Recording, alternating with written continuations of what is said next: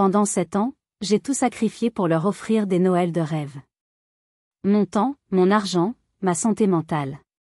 7 ans à me saigner aux 4 veines pour une famille qui, dans mon dos, m'appelait la parasite. J'ai tout découvert en lisant leurs conversations de groupe secrètes. Alors, j'ai annulé leurs cadeaux, je leur ai envoyé 27 000 € de factures, et j'ai coupé les ponts. Voici mon histoire.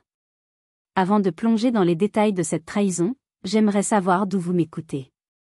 Dites-moi dans les commentaires depuis quelle ville ou quel pays vous suivez cette histoire, et quelle heure il est chez vous en ce moment. C'est parti. Je m'appelle Élodie, j'ai 32 ans et je suis comptable à Lyon. Ma vie est rythmée par les chiffres, les bilans, les colonnes de débit et de crédit. Mais une fois par an, en décembre, je rangeais ma calculatrice et je laissais parler mon cœur. Noël n'était pas juste une fête pour moi. C'était un héritage. Un sanctuaire. Le dernier fil qui me reliait à ma mère. Je la revois encore, dans la cuisine de notre enfance, le visage poudré de farine, riant aux éclats tandis que nous décorions des sablés en forme d'étoiles. L'odeur du pain d'épices et de la cannelle, la chaleur du four, le son de sa voix chantant « Petit Papa Noël ». C'était ça, la magie. Une magie qu'un cancer du sein foudroyant a emportée quand j'avais à peine 14 ans. Après son départ, Noël est mort avec elle. Mon père, dévasté, s'est remarié quelques années plus tard avec Martine. De cette nouvelle union sont nées ma demi-sœur, Manon, et mon demi-frère, Renaud. Mon frère aîné, Bastien, et moi, nous nous sentions comme des vestiges d'une autre vie. Les Noëls qui ont suivi étaient gênants. Des repas silencieux, des cadeaux impersonnels échangés sans joie. Martine n'avait ni le cœur ni l'envie de recréer la féerie d'autrefois. La maison était froide, vide de l'esprit de Noël. Puis, à 25 ans, j'ai acheté mon propre appartement. Un petit 3 pièces avec un salon assez grand pour un sapin digne de ce nom. Une idée folle a germé en moi, une promesse silencieuse faite à la petite fille que j'étais. J'allais faire revivre la magie. J'allais ressusciter le Noël de maman. J'ai passé des semaines à préparer ce premier Noël. J'ai écumé les marchés, les brocantes, à la recherche des décorations parfaites. J'ai passé des nuits entières à essayer de retrouver le goût exact de la dinde farcie de maman, à perfectionner sa recette de bûche au chocolat. J'ai dépensé sans compter pour trouver le cadeau idéal pour chacun, celui qui ferait briller leurs yeux. Le jour J, quand ils sont tous arrivés, leurs visages se sont illuminés. Manon, alors adolescente, a poussé un cri de joie devant le sapin scintillant. Bastien a reconnu la playlist de chants de Noël que maman aimait tant. Mais c'est la réaction de mon père qui a scellé mon destin pour les 7 années à venir. Après le dîner, il m'a prise à part dans la cuisine. Ses yeux étaient embués de larmes.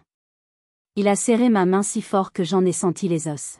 « Merci, Élodie », a-t-il murmuré, la voix brisée par l'émotion. Ce soir, c'est comme si une partie de ta mère était revenue parmi nous. » Ces mots ont été à la fois ma plus grande récompense et ma plus lourde condamnation. Ils ont validé ma mission. Ils m'ont convaincu que j'étais la seule à pouvoir maintenir cette flamme, la seule gardienne du temple familial. Je n'étais plus seulement Élodie, la comptable. J'étais devenue Élodie, la créatrice de souvenirs, la faiseuse de miracles de Noël. Ce soir-là, en m'endormant épuisée mais heureuse, je me suis fait une promesse. Chaque année, je leur offrirai ce cadeau. Chaque année, je ferai revivre maman à travers la magie de Noël. Je pensais leur offrir de l'amour. En réalité, je leur donnais la permission de tout prendre sans jamais rien donner en retour. Le compliment de mon père cette année-là fut le plus beau cadeau de Noël que j'ai jamais reçu. Mais je ne savais pas encore que ce cadeau avait un prix que je ne comprendrais que 7 ans plus tard, lorsque la facture serait bien trop lourde à payer. La première année, ce Noël test m'avait coûté environ 1 200 €. Une somme considérable, mais que je considérais comme un investissement dans le bonheur familial. J'étais jeune, je venais de commencer ma carrière, et ce sacrifice me semblait noble. Mais la machine était lancée, et les attentes, même si elles n'étaient pas verbalisées, grandissaient de manière exponentielle. L'année suivante, Bastien a amené sa nouvelle petite amie, Coralie. L'année d'après, ils se sont mariés. Puis Manon a commencé à amener ses copains, et la liste des invités s'est allongée. De cette personne la première année, nous sommes passés à 16 lors du dernier Noël. Les chiffres sur mes feuilles de calcul devenaient fous. L'année 3, avec l'arrivée du premier neveu, la barre des 2500 € a été franchie. L'année 5, j'ai dû louer une grande maison près d'Annecy pour loger tout le monde, ajoutant une nouvelle ligne de dépenses exorbitante. Le dernier Noël, le 7e, le total s'élevait à 4 870 €. Presque 5 000 €. Pour un seul week-end. Pour financer cette magie, ma vie personnelle était mise entre parenthèses. Ma vieille Twingo de 1998 toussait chaque matin, mais l'idée de la remplacer était un luxe inenvisageable. Mes amis, dont ma meilleure amie Soline, partaient en week-end à Barcelone ou en vacances au Portugal. Moi, je déclinais poliment. Je dois économiser, disais-je, sans préciser que c'était pour le foie gras de Martine ou la console de jeux de Renault. Chaque année, de janvier à octobre, je vivais comme une nonne, mettant de côté chaque centime. Puis, de novembre à décembre, je devenais une machine de guerre logistique et financière, jonglant avec les promotions du Black Friday, les ventes privées, et mes heures supplémentaires qui explosaient. Mon sommeil se réduisait, mon anxiété grimpait en flèche.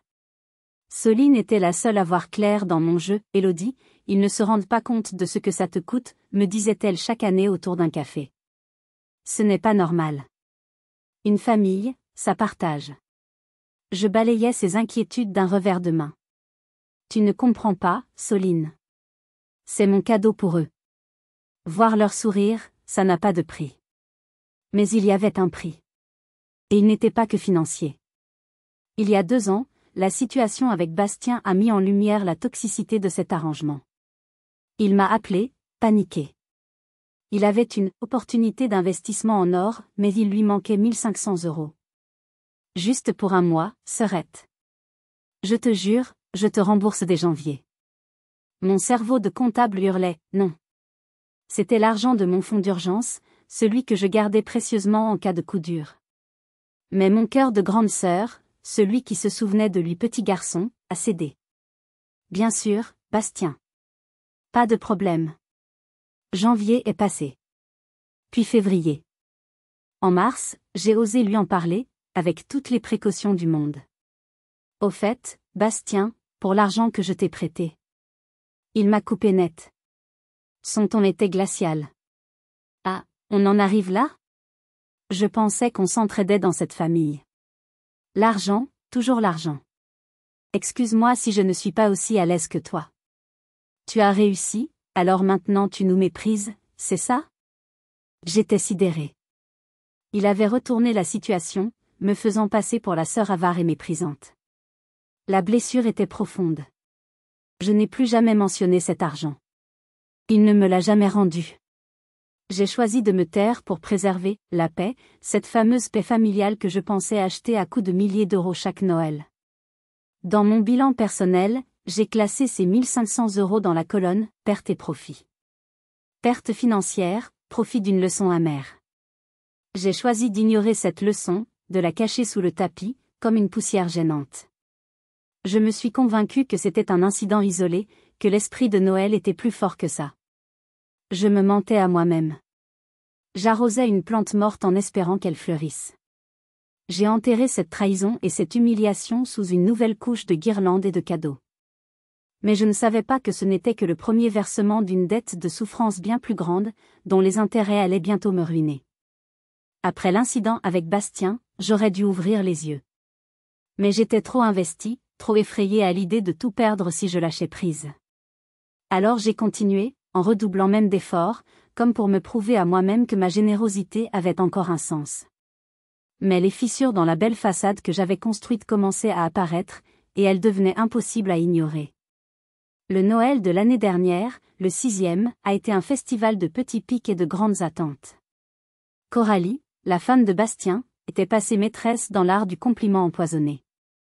Je lui avais offert un sac d'une belle marque de maroquinerie lyonnaise, un cadeau qui m'avait coûté une petite fortune. En l'ouvrant, elle a esquissé un sourire pincé. Oh, merci Élodie, il est classique. C'est dommage, la nouvelle collection vient de sortir avec un modèle beaucoup plus moderne. Elle l'a ensuite posé par terre, à côté de sa chaise, et ne l'a plus touché de la soirée. Manon, ma demi-sœur, avait une approche plus directe. Fini le temps de la gratitude innocente. À 21 ans, elle m'avait envoyé un lien par message en novembre. Coucou Élodie. J'espère que tu vas bien. Je suis tombée sur cette tablette graphique, elle serait parfaite pour mes études de design. Le prix ? 750 €. Quand je lui ai gentiment expliqué que c'était bien au-delà de mon budget, elle m'a répondu par un simple « ok », sec et déçu. Le jour de Noël, en ouvrant le kit de dessin professionnel que je lui avais choisi à la place, elle a juste dit « ah ouais, sympa », avant de le mettre de côté pour se jeter sur son téléphone. Même les plus jeunes commençaient à intégrer cette dynamique. Renaud, qui venait d'avoir 18 ans, passait la moitié du repas à envoyer des messages à ses amis. Après avoir déballé ses cadeaux, un casque audio dernier cri et plusieurs jeux vidéo, il a demandé sans la moindre gêne « c'est bon, je peux y aller maintenant ? J'ai une soirée chez un pote. » Il est parti avant même le dessert, laissant derrière lui une chaise vide et un silence pesant. Mais la conversation la plus révélatrice, je l'ai eue avec mon père. Épuisé par la charge mentale de l'organisation, j'avais tenté une approche diplomatique quelques semaines avant la fête. Papa, je pensais, peut-être que cette année, pour que ce soit plus convivial, chaque famille pourrait apporter un plat ? Un potluck, comme on dit. Ça m'aiderait beaucoup. Je m'attendais à de l'enthousiasme, ou au moins à de la considération. La réponse de mon père m'a glacée. Il a baissé les yeux, l'air mal à l'aise. Écoute, chérie, c'est une gentille idée, mais, tu connais Martine. Elle va trouver ça compliqué, elle va se sentir obligée, ça va créer des tensions inutiles. Et puis, entre nous, personne ne cuisine aussi bien que toi. Laisse tomber, Élodie. C'est plus simple comme ça, pour la paix. Pour la paix. La paix de qui ? La sienne. Celle de Martine. La mienne, apparemment, ne pesait pas lourd dans la balance. J'étais la variable d'ajustement, le fusible qui devait sauter pour que le courant continue de passer sans effort pour les autres. J'ai senti une vague de solitude m'envahir. J'étais seule. Terriblement seule à porter ce fardeau. Et vous, à ma place, qu'auriez-vous fait à ce moment-là ? Auriez-vous insisté, au risque de créer un conflit ouvert ? Ou auriez-vous, comme moi, baissé les bras une fois de plus ? Dites-le moi dans les commentaires, je suis vraiment curieuse de connaître votre avis. J'ai baissé les bras. J'ai ravalé ma déception et j'ai affiché mon plus beau sourire de faiseuse de miracles. Oui, tu as raison papa. Ne t'inquiète pas, je gère. Je gérais. Mais à l'intérieur, quelque chose s'était brisé. Ce n'était plus de la générosité, c'était devenu une obligation silencieuse, un rôle que je devais jouer.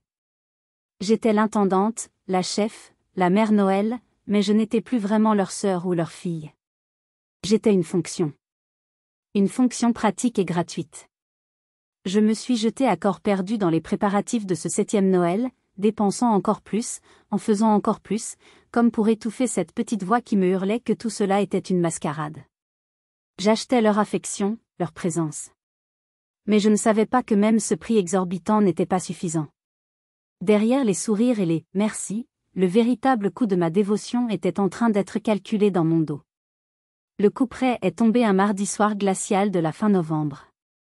La ville de Lyon était déjà parée de ses lumières de fête, mais dans mon cœur, une tempête se préparait. Manon m'avait appelé plus tôt dans la journée, la voix mielleuse. « Élodie, s'il te plaît, est-ce que je peux passer utiliser ton imprimante ? La mienne est en panne et je dois rendre un dossier super important demain. » Bien sûr, j'avais dit oui. J'étais toujours heureuse de la voir, m'accrochant à ces rares moments pour tenter de tisser un lien plus fort. Elle est arrivée vers 19h, a imprimé sa 20aine de pages en couleur, puis s'est installée à ma table de cuisine pour assembler son dossier. Son téléphone, posé à côté d'elle, n'arrêtait pas de vibrer. Des dizaines de notifications illuminaient l'écran. « Je vais juste aux toilettes, je reviens tout de suite », a-t-elle lancé en se levant. À peine avait-elle quitté la pièce que son téléphone a vibré à nouveau. Je n'avais aucune intention d'espionner, vraiment. Mais l'écran s'est allumé, affichant l'aperçu d'un message. C'était un réflexe, mes yeux ont été attirés par la lumière. L'expéditeur était Bastien. Le message disait, elle va encore nous faire son cinéma cette année? Mon souffle s'est coupé. Son cinéma? Était-ce comme ça qu'il voyait mes efforts? Une sorte de spectacle? Une boule s'est formée dans ma gorge. Avant même de pouvoir réfléchir, mes doigts se sont avancés. Le téléphone était déverrouillé. D'un glissement de pouce, j'ai ouvert la conversation. Et là, mon monde a basculé. Ce n'était pas une simple conversation entre frères et sœurs. C'était un groupe. J'ai regardé le nom, en haut de l'écran. Les lettres flottaient devant mes yeux, cruelles, irréelles. La famille, sans Élodie. Mon cœur a cessé de battre. Sans Élodie. Ils avaient créé un espace pour exister sans moi, pour parler de moi. J'ai fait défiler les messages, mes mains tremblaient si fort que j'avais du mal à lire. Chaque mot était un coup de couteau. Coralie, j'en peux plus de devoir faire semblant de m'extasier devant ces cadeaux de Bourges. C'est juste sa façon de nous montrer qu'elle gagne plus que nous. Tout est pour son ego. Bastien, la parasite défaite, va encore nous imposer son menu. J'ai horreur de sa dinde, elle est toujours trop sèche. Mais si on dit quelque chose, Madame la Sainte Vierge va nous faire une crise. La parasite défaite. C'est comme ça qu'il m'appelait. Les larmes me brûlaient les yeux, mais je ne pouvais pas m'arrêter de lire. Je devais savoir. Je devais voir jusqu'où allait la trahison. Martine, franchement, tout ce gaspillage, c'est indécent. Et puis ces cadeaux sont de moins en moins bien. L'année dernière, elle m'a offert un parfum. Un parfum. Comme si j'étais une vieille dame. Et puis, le coup de grâce. La trahison ultime. Un message plus ancien, datant de quelques semaines. Renaud, au fait, Élodie n'a pas eu sa promotion au bureau, elle est trop dégoûtée lol. Martine avait répondu, à force de passer son temps à jouer à la mère Noël au lieu de bosser, fallait s'y attendre. Et juste en dessous de ce message, la réaction de mon père. Mon propre père. Il n'avait pas écrit de mots. Il avait juste réagi avec un emoji. L'emoji qui rit aux larmes. Il avait ri. Il avait ri de mon échec professionnel. De ma déception. J'ai cru que j'allais vomir. Le sol s'est dérobé sous mes pieds. Ce n'était plus de l'ingratitude. C'était de la méchanceté pure. De la cruauté. Il ne se contentait pas de profiter de moi, il se réjouissait de mes malheurs. Il me méprisait. J'ai entendu la chasse d'eau. Paniqué, j'ai reposé le téléphone exactement où il était, une fraction de seconde avant que Manon ne revienne dans la pièce, un sourire innocent aux lèvres. Merci encore Élodie, tu me sauves la vie. J'ai réussi à articuler une sorte de grognement en guise de réponse. Je ne pouvais pas la regarder. Mon visage était en feu, mon corps entier tremblait de rage et de chagrin. Elle a rassemblé ses affaires, m'a fait un bisou sur la joue, un baiser qui m'a brûlé comme de l'acide et elle est partie, complètement inconsciente qu'elle venait de faire exploser ma vie en 1000 morceaux. La porte s'est refermée. Je suis restée figée au milieu de mon salon, entourée des premières décorations de Noël que j'avais commencé à installer. Elle me semblait soudain grotesque, obscène. C'était le décor de mon cinéma. La scène de mon humiliation. Mon cœur n'était pas juste brisé. Il était pulvérisé. Atomisé. Ils avaient pris 7 ans de mon amour, de mes sacrifices, de ma vie, et ils avaient craché dessus. Mais ils ne savaient pas une chose. De cette douleur insoutenable, une nouvelle force était en train de naître. Une force froide, dure et implacable. Le spectacle était terminé. Et le dernier acte allait être écrit par moi. La nuit qui a suivi a été un enfer. Je n'ai pas dormi. J'ai erré dans mon appartement comme une âme en peine, alternant entre des sanglots incontrôlables et des vagues de rage si intenses qu'elles me faisaient trembler. La parasite défaite. Les mots tournaient en boucle dans ma tête, chaque syllabe un rappel de ma stupidité, de ma naïveté. Au lever du soleil, les larmes se sont taries. Le chagrin s'était solidifié, transformé en une certitude froide comme l'acier. C'était fini. Pas seulement les Noëls. Tout. La première personne que j'ai appelée, c'est Soline. Ma voix était un murmure rauque, mais j'ai réussi à tout lui raconter, sans omettre le moindre détail sordide, jusqu'à l'émoji de mon père. Elle est restée silencieuse un long moment à l'autre bout du fil. Puis elle a dit, d'une voix calme mais chargée de fureur, « Je ne vais pas te dire, je te l'avais dit. Je vais te dire, brûle tout, Élodie. Métaphoriquement, bien sûr. Annule tout. Reprends ton argent, reprends ta vie. Il ne mérite rien. Absolument rien. » Ces mots ont été l'étincelle dont j'avais besoin. La permission que je n'osais pas me donner. Brûle tout. J'ai passé la journée à mettre en place mon plan. D'abord, la comptabilité. Ma zone de confort. J'ai ouvert un nouveau fichier Excel que j'ai nommé « Opération Liberté ». J'ai sorti les relevés de compte des 7 dernières années, les factures que j'avais précieusement gardées. Ligne par ligne, j'ai tout rentré. Les cadeaux, la nourriture, la location de la maison à Annecy, les décorations, même les frais de déplacement. Le chiffre final, en bas de la colonne, m'a donné le vertige, 27 340 €. 27 340 €. Le prix de leur ingratitude. Ensuite, sont venus les appels. Chaque appel était une libération. Bonjour, je voudrais annuler ma réservation pour la maison à Annecy. Clac. 1800 € récupérés.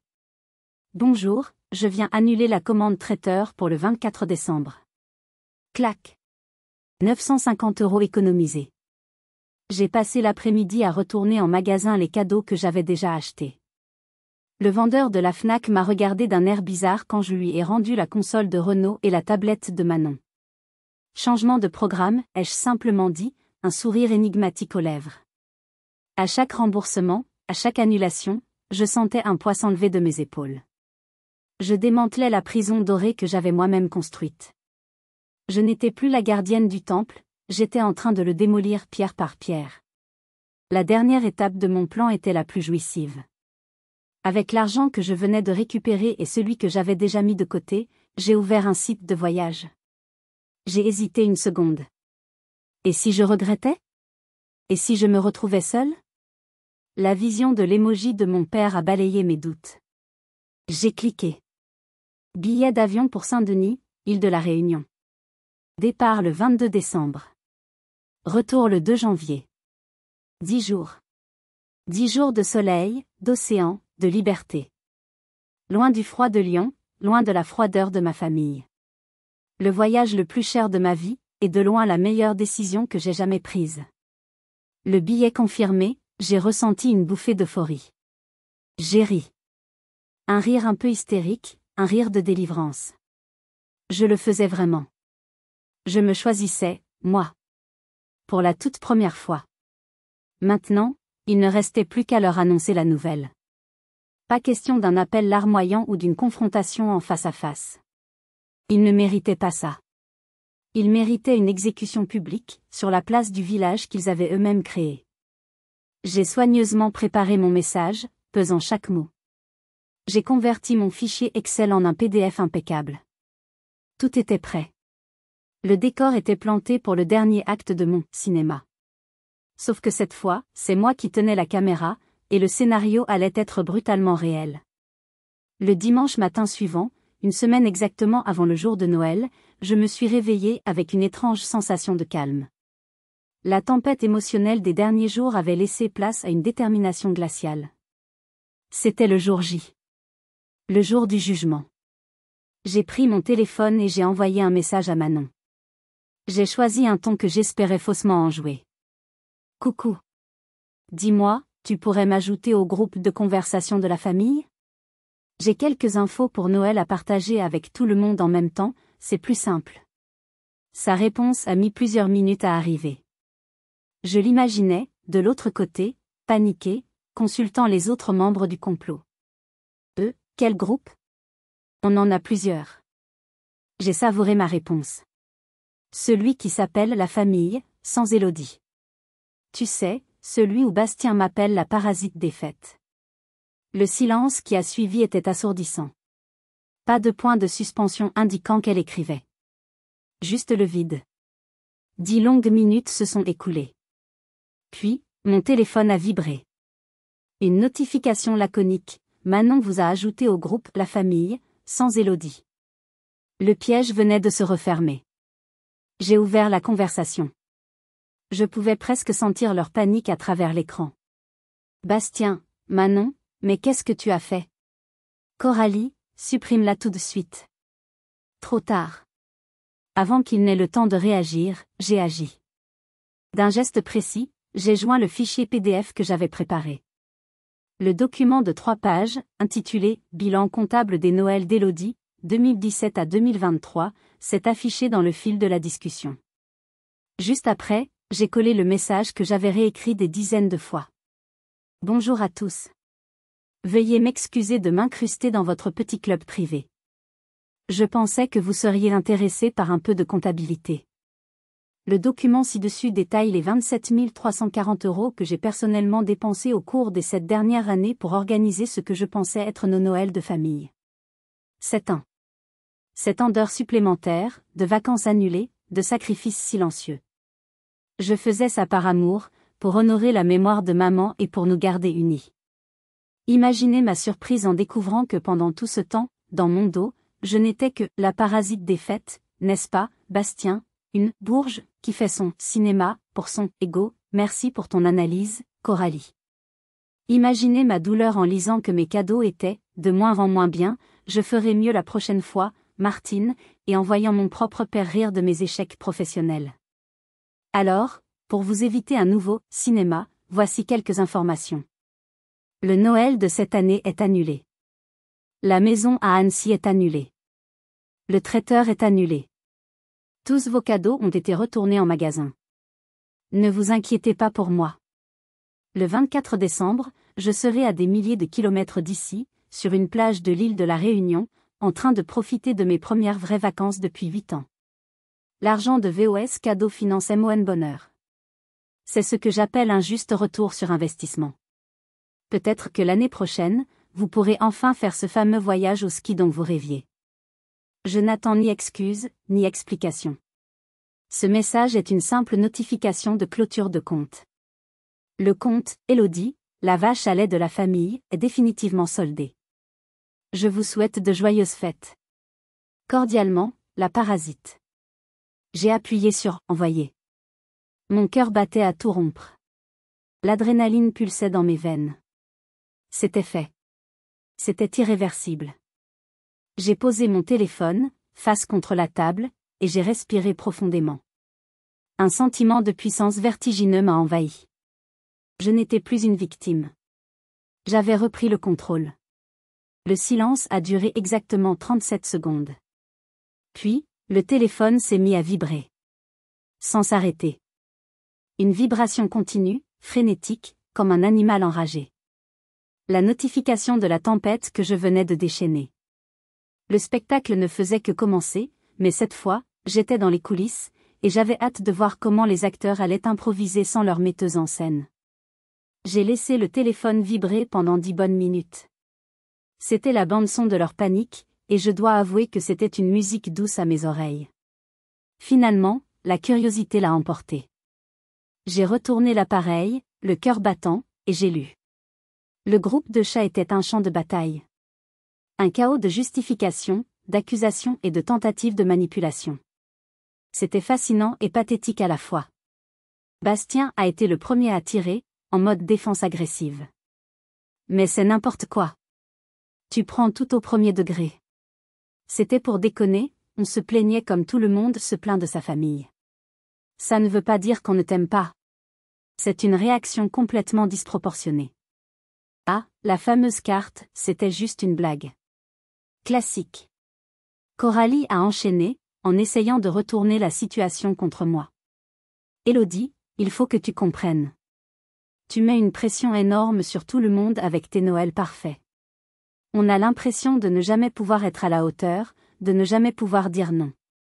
Ce groupe, c'était juste un endroit pour pouvoir souffler, pour être honnête sans te blesser. L'honnêteté. Apparemment, pour elle, l'honnêteté consistait à me poignarder dans le dos. C'était une logique intéressante. Mon père a tenté l'approche de la culpabilité et de la pitié.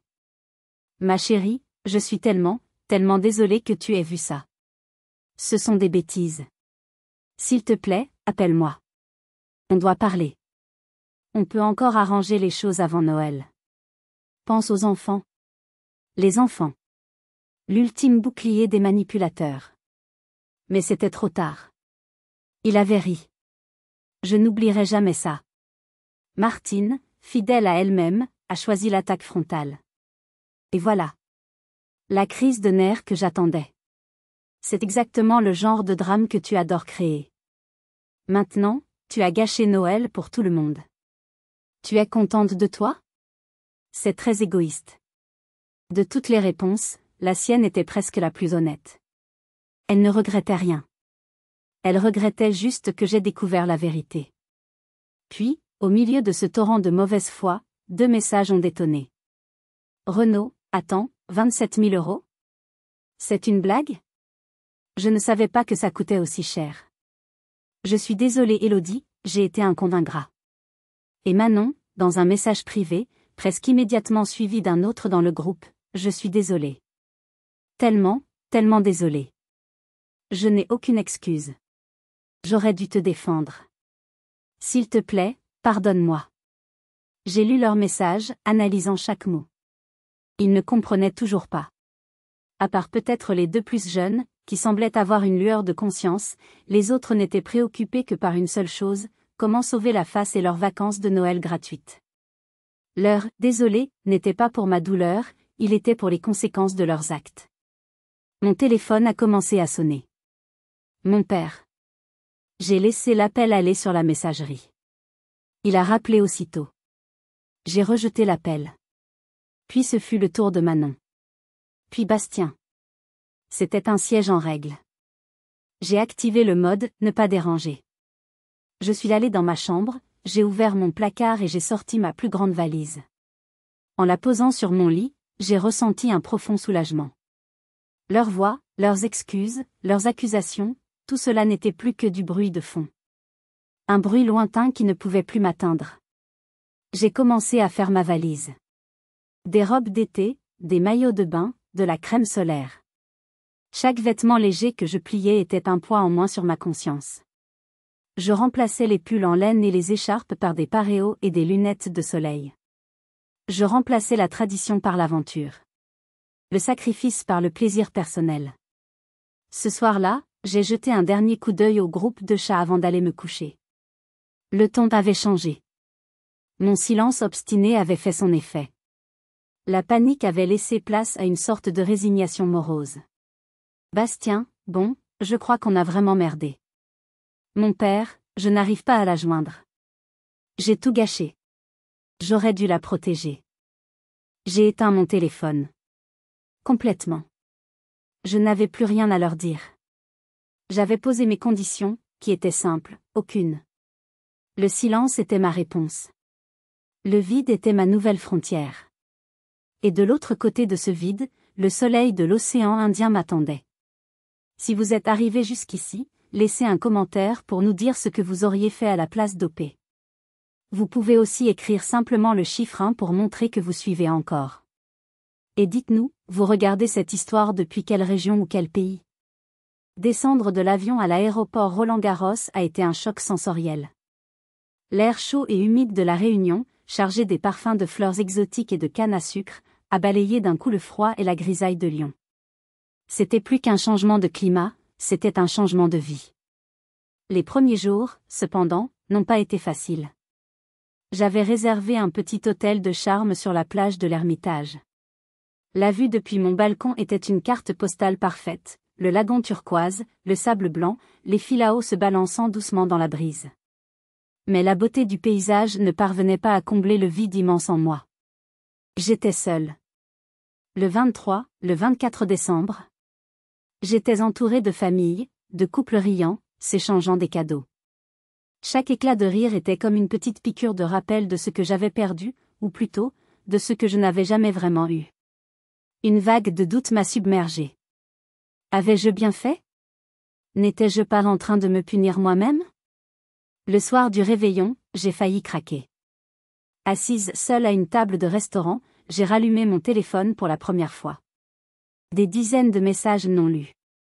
Des appels manqués. J'ai lu le dernier message de mon père. Joyeux Noël ma chérie. Où que tu sois. Tu nous manques. Je suis désolée. J'ai senti les larmes monter. C'est à ce moment-là qu'une femme, assise à la table voisine avec un groupe d'amis, s'est penchée vers moi. Elle devait avoir la cinquantaine, le visage buriné par le soleil et un sourire éclatant. « Excusez-moi, a-t-elle dit. On est le club des orphelins de Noël. On a une place de libre, si ça vous dit. » Son regard était si bienveillant que je n'ai pas pu refuser. Je me suis présentée, Élodie. Elle s'appelait Isabelle. À leur table, il y avait Marc, un veuf dont c'était le premier Noël sans sa femme, Chantal, une infirmière qui venait de divorcer, et 2 jeunes Australiens en tour du monde. Tous, pour des raisons différentes, passaient les fêtes loin de leur famille. L'ironie du nom, les orphelins de Noël, m'a frappé. C'était presque ce que ma famille disait de moi. Mais ici, le mot n'avait aucune connotation péjorative. C'était un badge d'honneur, un point de ralliement. Au fil de la soirée, encouragé par leur chaleur et quelques verres de rhum arrangés, j'ai raconté mon histoire. Pas tous les détails sordides, mais l'essentiel. Les 7 ans de sacrifice, la découverte du groupe de chats, la décision d'annuler et de partir. Je m'attendais à de la pitié. J'ai reçu de la validation. 27 000 €, s'est exclamé Marc, incrédule. Ma pauvre fille, vous n'étiez pas leur sœur, vous étiez leur sponsor. Chantal a hoché la tête. Le pire, ce n'est pas l'argent. C'est le manque de respect. Le manque de gratitude. Vous avez eu raison de partir. C'est un acte de survie, pas d'égoïsme. Leurs mots, venant de parfaits inconnus, ont eu un effet thérapeutique incroyable. Ils voyaient la situation avec une clarté que j'avais mis des années à acquérir. Ils ne me jugeaient pas, ils me comprenaient. Pour la première fois, je ne me sentais plus seule. J'étais entourée de gens qui avaient aussi leurs cicatrices, leurs histoires. Le jour de Noël, nous nous sommes tous retrouvés sur la plage. Pas de dinde, mais un pique-nique créole avec des samoussas, du rougail saucisse et des ananas frais. Pas de cadeau hors de prix, mais un « secret Santa » avec un budget de 5 €. J'ai reçu un petit bracelet en coquillage, et j'ai offert un porte-clés en forme de gecko. Nous avons ri, nous avons nagé dans le lagon, nous avons regardé le coucher de soleil. C'était le Noël le plus simple, le moins cher et le plus authentique de toute ma vie. Ce soir-là, en rentrant à mon hôtel, j'ai répondu à mon père. Un message court. Je suis en sécurité. On parlera à mon retour. Joyeux Noël à toi aussi. Puis j'ai éteint mon téléphone à nouveau. Je n'étais pas encore prête à leur faire face. J'avais encore besoin de ce soleil, de cette mer, de cette distance. Je n'étais plus en fuite. J'étais en reconstruction. J'apprenais à célébrer la seule personne que j'avais négligée pendant toutes ces années, moi-même. Je suis rentrée à Lyon le 2 janvier, bronzée, reposée, et armée d'une résolution nouvelle. L'Élodie qui avait quitté la ville, brisée et en colère, n'existait plus. Celle qui est revenue était calme, forte, et savait exactement ce qu'elle voulait et surtout, ce qu'elle ne voulait plus. Les confrontations ont eu lieu, mais ce n'étaient pas les scènes de larmes et de cris que j'avais redoutées. J'ai mené chaque conversation comme une réunion d'affaires, dans un lieu neutre, un café ou un parc.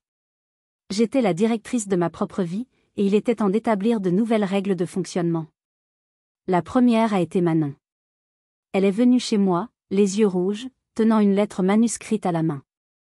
Elle a pleuré, s'est excusée abondamment, m'expliquant qu'elle s'était laissée entraîner par l'influence de Bastien et Coralie, qu'elle avait eu peur d'être mise à l'écart si elle me défendait. Je te pardonne, Manon, lui ai-je dit, et je le pensais. Elle était jeune, et elle avait montré un remords sincère. Mais le pardon ne signifie pas l'oubli. La confiance, ça se reconstruit. Et ça prendra du temps. Elle a hoché la tête, reconnaissante. C'était un début. Mon père a été le suivant. Nous nous sommes retrouvés pour une marche le long des quais de Saône. Il avait l'air d'avoir vieilli de 10 ans. Il n'a pas cherché d'excuses. J'ai été un lâche, Élodie. J'ai vu ce qui se passait, j'ai vu que tu portais tout sur tes épaules. J'aurais dû intervenir. J'aurais dû te protéger. J'ai laissé Martine et sa façon de voir les choses prendre le dessus. Et j'ai ri, je ne sais même pas pourquoi j'ai fait ça. C'est impardonnable. Ce n'est pas à moi de te pardonner pour ta lâcheté, papa. C'est à toi de vivre avec. Ce que je peux te dire, c'est que notre relation doit changer. Je ne serai plus ton bouclier, ni la gardienne de tes souvenirs. Je suis ta fille, pas un substitut de maman. Mes mots étaient durs, mais nécessaires. Il a accusé le coup, en silence. La conversation la plus difficile a été avec Bastien et Coralie. Je les ai invités dans un café impersonnel. Bastien a tenté de minimiser. On a déjà dit qu'on était désolé, on ne va pas en faire tout un plat. Je l'ai regardé droit dans les yeux. Le plat, Bastien, il est de 1500 €. C'est la somme que tu me dois depuis 2 ans. On va commencer par ça. Il est devenu blême. Coralie a commencé à protester, mais je l'ai interrompu. Coralie, je n'ai rien à te dire. La seule chose que je veux de vous deux, c'est un plan de remboursement. Vous pouvez me verser 100 € par mois. C'est la base pour qu'on puisse, un jour peut-être, avoir une relation purement cordiale. Tu ne peux pas faire ça, on est une famille, a tenté Bastien. Non, Bastien, ai-je répondu calmement. Une famille, ça ne se comporte pas comme ça. Ça, c'est une transaction commerciale. Et tu as une dette envers moi. J'attends le premier virement avant la fin du mois. Je me suis levée, j'ai payé mon café, et je suis partie, les laissant méduser à leur table. En sortant, j'ai senti une immense fierté. J'avais tracé une ligne infranchissable dans le sable. Fini le paillasson. Fini le sacrifice. J'ai eu des nouvelles de Renaud, qui m'a envoyé un long email pour s'excuser et me proposer de m'inviter au restaurant avec son premier salaire d'un petit boulot. J'ai accepté. Avec Martine, il n'y a eu aucune conversation. Juste des regards froids lors des rares fois où nous nous sommes croisés. Certaines relations ne valaient tout simplement pas la peine d'être sauvées. J'avais brisé le moule. J'avais fait exploser le système qui les arrangeait tous si bien. La dynamique familiale était changée à jamais. Certains allaient s'adapter, d'autres non. Et pour la première fois de ma vie, ça m'était complètement égal. Mon bien-être ne dépendait plus de leur approbation. La question restait en suspens, après un tel cataclysme, à quoi pourrait bien ressembler le prochain Noël? Y aurait-il même un prochain Noël en famille? Les mois qui ont suivi ont été une période d'ajustement. La reconstruction a été lente, parfois maladroite. J'ai vu Manon et Renaud plus souvent, pour un café, un cinéma. Des moments simples, sans attente, où nous apprenions à nous connaître en dehors du cadre forcé de Noël. Bastien a commencé à me rembourser, chaque virement accompagné d'un silence glacial. C'était le son de la responsabilité qu'il apprenait enfin. Quand le mois de décembre est arrivé, une appréhension flottait dans l'air. Personne n'osait prononcer le mot « Noël ». C'est finalement mon père qui a brisé la glace. Il nous a tous appelés, un par un. Je sais que les choses sont différentes. Mais j'aimerais vous inviter à la maison pour un dîner simple le 24 au soir. Juste ceux qui veulent. Chacun amène quelque chose. Pas de cadeau, juste le plaisir d'être ensemble. Si tu ne veux pas venir, Élodie, je comprendrai. J'ai hésité. Une partie de moi voulait juste rester chez moi, en paix. Mais une autre partie était curieuse. J'ai accepté. Je suis arrivée chez mon père et Martine avec une simple quiche lorraine. L'ambiance était étrange.